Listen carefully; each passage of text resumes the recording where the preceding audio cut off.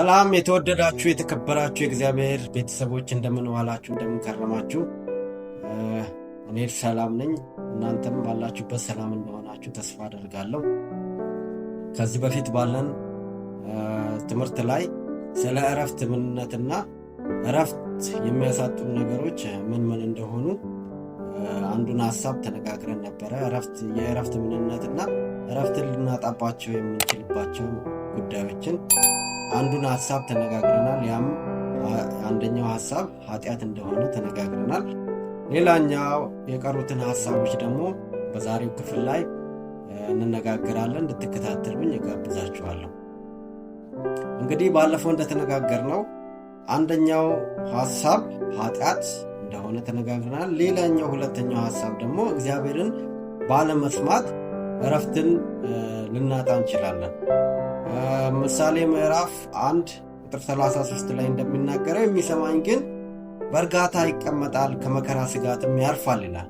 በዚህ ስፍራ ላይ እግዚአብሔርን በመስማት ውስጥ መረጋጋት፣ መስከን፣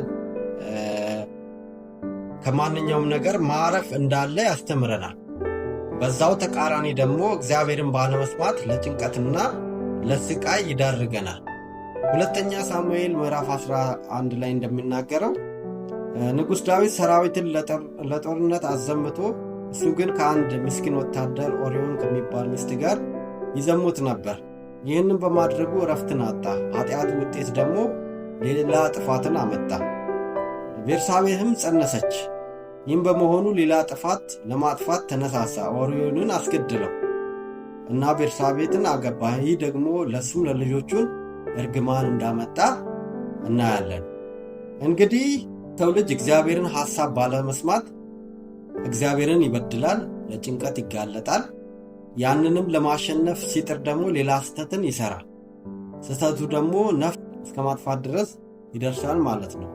ይህ ነው በዘመናችን እያየን ያለ ነው። እግዚአብሔርን ከመስማት ይልቅ በተሳሳተ መንገድ በመሄድ ምርጫዎችን በተሳሳተ መንገድ በማድረግ ለብዙ ስህተትና ለብዙ ጸጸት እንጋለጣለን።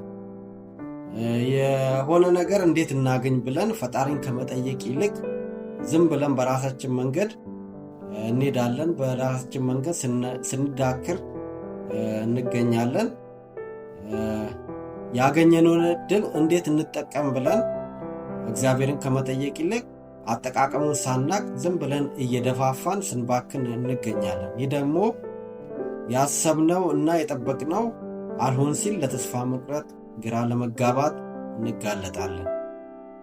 በመሆኑ ለእረፍት ለማጣት እና ለጭንቀት ለበሽታም ከእግዚአብሔር ሐሳብ ውጪ እግዚአብሔርን ሳንሰማ ከእግዚአብሔር ሐሳብ ውጪ ስንሆን ለጭንቀት እረፍት ለማጣት እንጋለጣለን ማለት ነው። ሁለተኛ ሳሙኤል ምዕራፍ 5 19 ላይ እንደሚናገረው ዳዊት እንዳደረገው ብዙ ሰራዊት ቢኖረውም እንደሚያሸንፍ ቢያቅም መከናወን የሚሰጠውን እግዚአብሔር እንደሆነ ስለሚያውቅ ለጦርነት ከመውጣቱ በፊት ልውጣን ብሎ እግዚአብሔርን ጠየቀ። ጥቂት ከሚባል ነገር ጀምሮ እስከ ትልቅ ድረስ እግዚአብሔርን ብንጠይቅ የኛ ችሎታ የኛ አቅም ቢኖር እኛ እንደምንችለውን ብናቅ እግዚአብሔርን ለጥቂቱም ለትልቁም ነገር እግዚአብሔርን ብንጠይቅ መከናወንና ማሸነፍን ማግኘት እንችላለን ማለት ነው። ከሚባል ጀምሮ እስከ ትልቅ ነገር እግዚአብሔርን ብንጠይቅ ስኬታማ ሕይወት፣ እረፍት ያለው ሕይወት፣ የተረጋጋ ሕይወት ማግኘት እንችላለን ማለት ነው። ኢዮብ ምዕራፍ 22-21 ላይ አሁንም ከእርሱ ጋር ተስማማ፣ ሰላምም ይኑርህ፣ በዛም በጎነትን ታገኛለህ ይላል። እግዚአብሔርን በመስማት እግዚአብሔርን በማዳመጥ እግዚአብሔር ጋር በመስማማት ሰላምን እናገኛለን፣ በጎነትን እናገኛለን ማለት ነው። የመጀመሪያው ሐሳብ እግዚአብሔርን ባለመስማት እረፍትን ልናጣ እንችላለን። ስለዚህ እግዚአብሔርን በመስማት ደግሞ እረፍትን ማግኘት እንችላለን እና እግዚአብሔርን ልንሰማ ይገባል ማለት ነው። ሌላኛው ደግሞ እርካታ ማጣት። ሰው በያዘው ነገር ደስተኛ ካልሆነ የተረጋጋ ሕይወት አይኖርም። ከዘፍጥረት 27 ጀምሮ ስለ ያዕቆብ ታሪክ ስናጠና ያዕቆብ በረከትን ፍለጋ የራሱ ያልሆነ ነገር መፈለግና ስህተት በሆነ መንገድ እንደሄደ እናያለን። ለዚህም ውጤቱ ከሀገር መሰደድ፣ በአጎቱ ላባ መታለል ደርሶበታል። አብዛኛው ሰው ጥቂት ነገር ኖሮም ብዙ ነገር ባለው ነገር ደስተኛ አይደለም። በመሆኑም በሰለው መንገድ ነጋ ጠባ ይሮጣል። ይህም ሰው ለውጥረት ያጋልጣል። በዚህም ምክንያት ሰውን ሁሉ እረፍት አልባ አድርጎታል። ነገር ግን በያዘው ነገር ደስተኛ ቢሆን ባለው ነገር ብቻ ሳይሆን ምንም ነገር ባይኖረው እንኳን እግዚአብሔር ደስተኛ ስለሚያደርገው በሆነውም ባልሆነውም ነገር እግዚአብሔርን እያመሰገነ የነፍሱን፣ የመንፈሱን፣ የሥጋውን ሰላም በክርስቶስ የተጠበቀ ይሆናል ይላል። ከእግዚአብሔር ጋር እግዚአብሔር በሚሰጠን ነገር፣ እግዚአብሔር በምናገኘው ነገር፣ ከእግዚአብሔር በተሰጠን ነገር በማመስገን ያንን ነገር በዛ ነገር ደስተኛ በመሆን እርካታ ማግኘት፣ ሰላም ማግኘት እንችላለን ማለት ነው። ፊልጵስዩስ 4:4 ላይ ከ4 እስከ 7 እንደሚናገረው ሁልጊዜ በጌታ ደስ ይበላችሁ፣ ደግሜ ላለው ደስ ይበላችሁ፣ ገርነታችሁ ለሰው ሁሉ ይታወቅ፣ ጌታ ቅርብ ነው። በነገር ሁሉ በጸሎት በምልጃ ከምስጋና ጋር በእግዚአብሔር ዘንድ ልመናችሁን አስታውቁ እንጂ በአንዳች አትጨነቁ። አእምሮን ሁሉ የሚያልፍ የእግዚአብሔር ሰላም ልባችሁን፣ ሐሳባችሁን በክርስቶስ ኢየሱስ ይጠብቃል ይላል። ስለዚህ ሰላምን ለማግኘት ባገኘነው ነገር ደስተኛ መሆን፣ ባገኘነው ነገር እግዚአብሔርን ማመስገን፣ በያዝነው ነገር መርካት መቻል አለብን። አራተኛው የእምነት መጉደል። እምነት ለአንድ ሰው፣ ለአንድ ክርስቲያን ትልቅ መሳሪያ ነው። ዕብራውያን 11:1 ላይ እንደሚናገረው ስለ እምነት ይናገራል። እምነት ተስፋ ስለምናደርገው ነገር የሚያስረግጥ፣ የማናየውን ነገር የሚያስረዳ ነው ይላል። ስለዚህ እምነት የተስፋ ሞተር ነው። የጨበጥነውን ደግሞ እንደምናገኘው እርግጠኛ የምንሆንበት ስለሆነ እምነት በጣም አስፈላጊ ነገር ነው። ኢየሱስ ስለ እምነታችሁ ማነስ እውነት እላችኋለሁ የሰናፍጭ ቅንጣት የሚያህል እምነት ቢኖራችሁ ይህን ተራራ ከዚህ ወደዚያ አለፍ ብትሉት የሚሳናችሁ ነገር የለም ይላል ማቴዎስ ምዕራፍ 17:20 ላይ። ስለዚህ ብዙ እምነት አይደለም ጥቂት እምነት እንኳን ኃይል እንዳለው ይናገራል።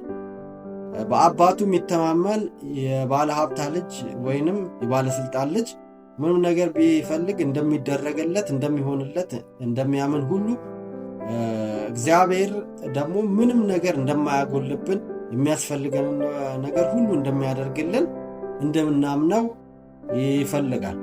ምክንያቱም ለምኑ እሰጣችኋለሁ፣ ፈልጉ ታገኛላችሁ፣ መዝጊያውን አንኳኩ ይከፈትላችኋል። የሚለምን ሁሉ ይቀበላል፣ የሚፈልገውን ሁሉ ያገኛል፣ መዝጊያውን ለሚያንኳኳ ይከፈትላታል። ከእናንተ ልጁ እንጀራ ቢለምን ድንጋይ የሚሰጠው ከእናንተ ማን ነው?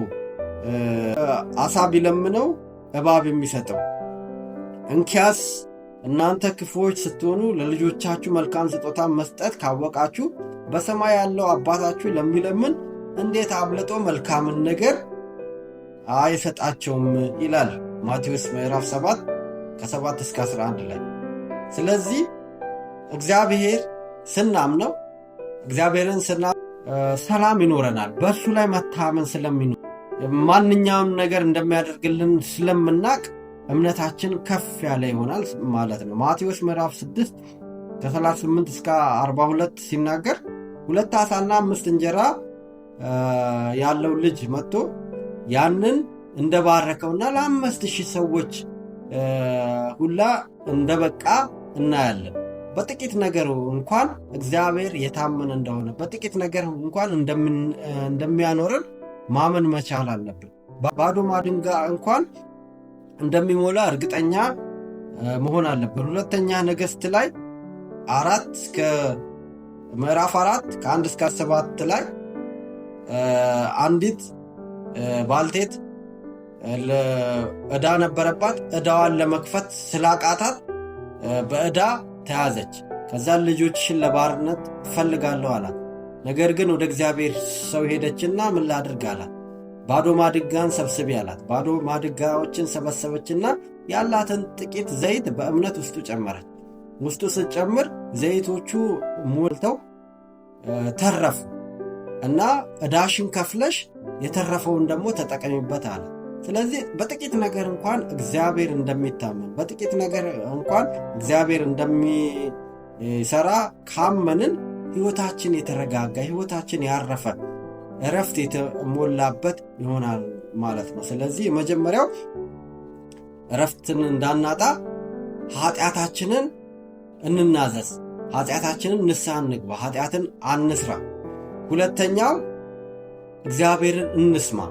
በምንሄድበት ሁሉ እግዚአብሔር ምን ላድርግ፣ የምናደርገውን ነገር ሁሉ ከእግዚአብሔር ፍቃድ ውጪ ላለማድረግ የእግዚአብሔርን ፍቃድ እየጠየቅን እናድርግ። ሌላኛው ደግሞ በተሰጠን ነገር እርካታ ይኑረን። የተሰጠን ነገር በቂ እንደሆነ አምነን ባለን ነገር እርካታ ይኑረን። የመጨረሻው ሐሳብ ደግሞ እምነት ይኑረን። ምንም ነገር ባይኖር እንኳን እግዚአብሔር ካለ ሁሉ ነገር እንደሚኖር፣ ሁሉ ነገር እንደሚፈጠር በማመን በእግዚአብሔር ላይ ታምነን እንኖር። በጌታ በኢየሱስ ስም በዚህ ቃል የተባረካችሁ ሁኑ። ይህንን ዩቲዩብ ላይክ፣ ሰብስክራይብ፣ ሼር በማድረግ ለቅዱሳን ሁሉ ለሚያስፈልጋቸው ሁሉ እንድታደርሱ እጋብዛችኋለሁ። ጌታ ባላችሁበት ዘመናችሁን ይባርክ።